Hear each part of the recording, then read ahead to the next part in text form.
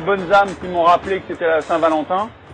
Et je vais en profiter pour la souhaiter, la Saint-Valentin, parce que comme je le fais jamais habituellement, je vais en profiter d'être loin pour souhaiter la Saint-Valentin. C'est pas, je vais faire le gentil mari, je sais pas si ça se fait d'ailleurs.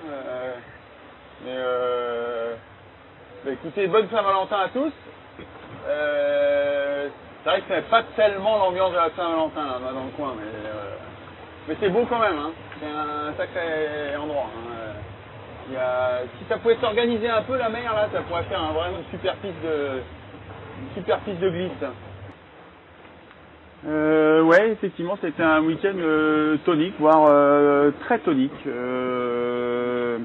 Les 40e ont respecté la règle, c'est-à-dire qu'ils ont démarré doucement et puis ils sont montés crescendo très très vite pour des vents de plus de 40 nœuds hier, avec une mer qui s'est croisée et formée au fur et à mesure de la journée et des événements, et avec énormément de manœuvres. Une journée la plus physique de toutes celles que j'ai eues depuis le départ. Ça remuait beaucoup, ça bougeait beaucoup, je me suis fait bagbouler plusieurs fois par les vagues de travers. Notamment hier, toute la journée, c'était vraiment physique, quoi. J'ai accusé le coup ce matin, j'avais un peu mal partout. Hein. J'ai essayé de m'assouplir et de faire les étirements et j'ai pas trop réussi parce qu'il n'y a pas trop d'endroits pour le faire. Mais j'étais quand même avec 3 riz, donc c'est le maximum le minimum de toile qu'on peut avoir sur le bateau. Et c'était nécessaire, hein. C'était vraiment nécessaire. Au-dessus de 40-45 nœuds.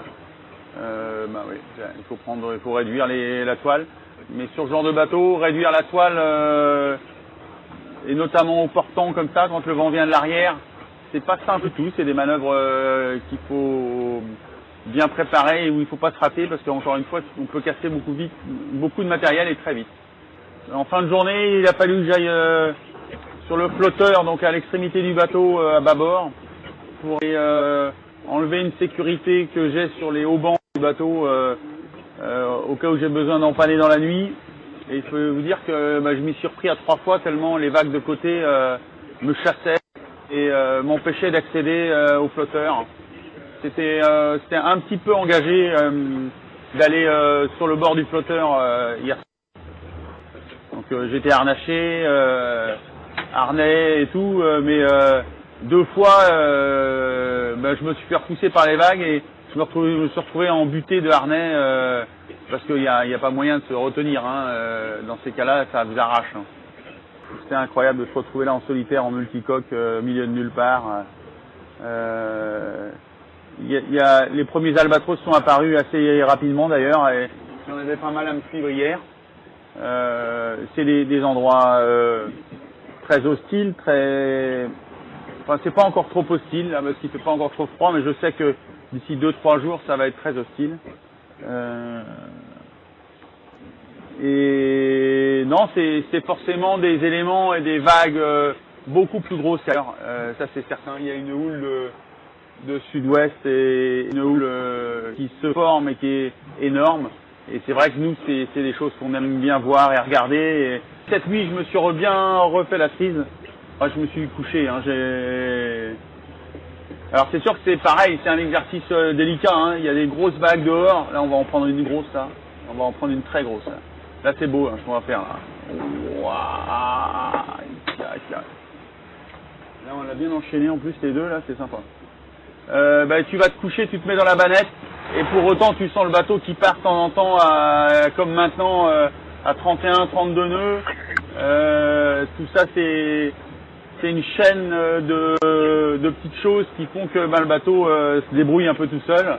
Que ce soit le pilote, que ce soit les réglages du bateau, que ce soit chaque pièce dans le bateau. Et toi, tu fais t'as la chaîne de toutes ces petites pièces, de ces efforts qui font que tu es dans un équilibre et pour autant tu t'installes dans la banette, tu poses un sac de couchage humide sur toi et puis tu essaies de t'endormir. Même l'endormissement n'est pas toujours évident, quoi, hein, mais je me suis écroulé hier. Le fond, on n'est pas encore passé et en fait j'essaie de courir devant parce que plus longtemps j'arrive à rester. Je sais pas si vous entendez un peu les bruits là des chocs, des vagues de côté là. En fait, dès que je vais me faire attraper par le front, le vent va tourner à l'ouest et puis au sud-ouest. Et dès qu'on va avoir cette station de vent, on va repartir en tribord à mur et replonger dans le sud. Ouais.